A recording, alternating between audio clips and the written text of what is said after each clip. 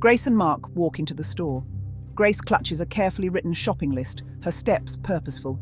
Mark trails slightly behind, glued to his phone.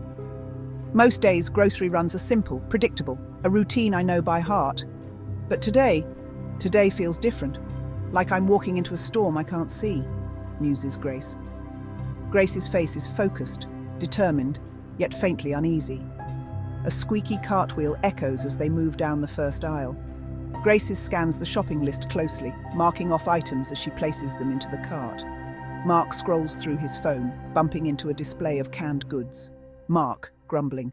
Seriously, who puts this stuff in the middle of the aisle? Grace, teasing lightly. Maybe if you paid attention instead of texting. Mark glares but says nothing, stuffing his phone into his pocket. Grace's smile fades slightly as she continues to gather fresh foods from the produce section. Bright colours of fresh fruits and vegetables surround Grace as she inspects apples. She checks her list, her pencil tapping lightly on the cart. Mark approaches with a box of sugary cereal, already looking annoyed. Why are you wasting time getting apples? We don't need those. Grace blinks, her pencil freezing mid-tap. She holds up her list. They're for the lunches. You asked for apples last week, remember? Mark frowns, leaning in closer to glance at her list. His tone sharpens. I didn't ask for apples. Grace, you're always mixing things up. What's wrong with you? A flicker of doubt clouds Grace's expression. She flips through her notebook, scanning past notes as if searching for proof. Her voice falters. I wrote it down right after we talked. Maybe I got it wrong? Mark exhales loudly, shaking his head like he's dealing with a child. It's fine. Let's just stop overcomplicating everything, okay? Grace hesitates but nods, her grip tightening on the cart handle as they move to the next aisle.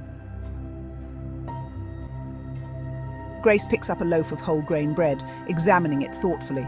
Mark strides up, his expression sharp, snatching the loaf from Grace. This isn't what we get. Why are you trying to change everything? It's healthier. You mentioned this week that you wanted us to start eating better. Mark smirks coldly, shaking his head as he shoves the bread back onto the shelf. Don't twist my words. I said no such thing. It's like you don't even listen, Grace. Grace exhales slowly, her fingers trembling slightly. She looks around and notices a couple nearby, glancing at them before quickly walking away. Grace forces a tight smile. Let's just finish the shopping. We're almost done. Mark mutters under his breath, but Grace doesn't respond. She turns her focus back on the shopping list, her movements robotic as they continue. Grace stands in front of the freezer doors, debating between two brands of frozen vegetables. Mark stands nearby, scrolling through his phone and clearly irritated. Grace takes a bag from the freezer and puts it into the cart. Mark sighs as he glances up from his phone.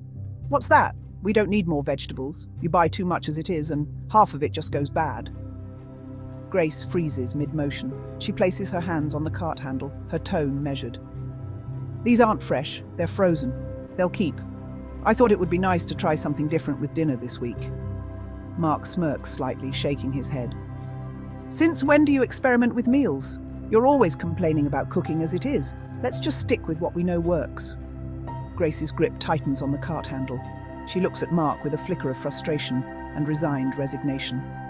You're right, I do complain sometimes, but that doesn't mean I can't try to make things better. I thought we could try something different for a change. Mark's expression hardens, his voice lowered. You keep saying better. Like what we have isn't good enough. Why do you always have to change things? Everything is fine as it is. Grace inhales deeply, her eyes drifting away from him as if searching for answers in the frosty glass of the freezer door. Her voice is quieter now, introspective. Why does every decision feel like an argument? Like no matter what I do, it's wrong. Mark returns to his phone, muttering as he scrolls.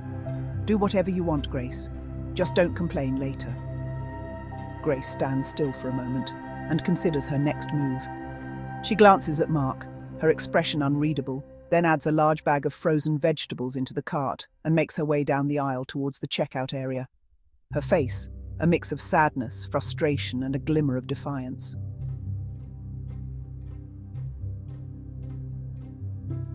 The conveyor belt hums as Grace places items down carefully. Mark hovers beside her, his irritation simmering. Why would you get this brand of coffee? You know I hate this. Grace's voice gentle, calm, and a little confused. Really? But you've always liked this brand of coffee. This is the brand I buy all the time. Mark leans in, his voice dripping with sarcasm. There you go again, imagining things. It's exhausting, Grace. The cashier hesitates, clearly uncomfortable. Grace's cheeks flush as she swallows her words, her jaw tightening. Mark grabs the bags and mutters, "Let's just go."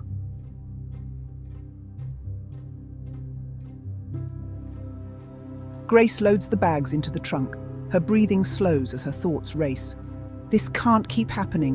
Why does every decision feel like a constant battle? Every doubt, it's always me. Or is it? Keeping up a brave face, she replays Mark's words, the contradictions, the dismissive comments with that smirk on his face. Mark waits for Grace to finish loading the boot. "Grace, let's go. What's the hold-up?" Grace slowly exhales, her voice calm yet firm. "I'm coming." She closes the boot and gets into the car, her expression unreadable all the way home.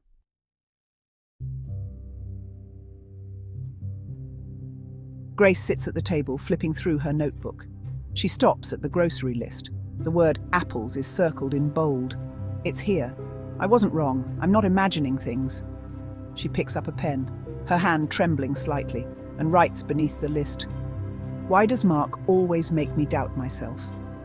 Her gaze drifts to her Bible on the table. She opens it, her fingers landing on a highlighted verse, reading softly.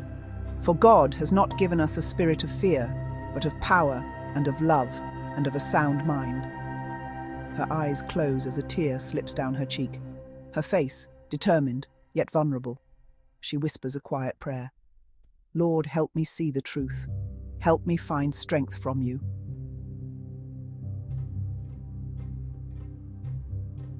The light from a small lamp casts a warm glow in Grace and Mark's bedroom. Grace lies on her stomach on the bed, her notebook open to a fresh page. She writes boldly at the top, "I am not the problem. I am not alone. God is with me." She closes the notebook, placing it gently on her nightstand. With a deep breath, she gets under the covers and turns off the light.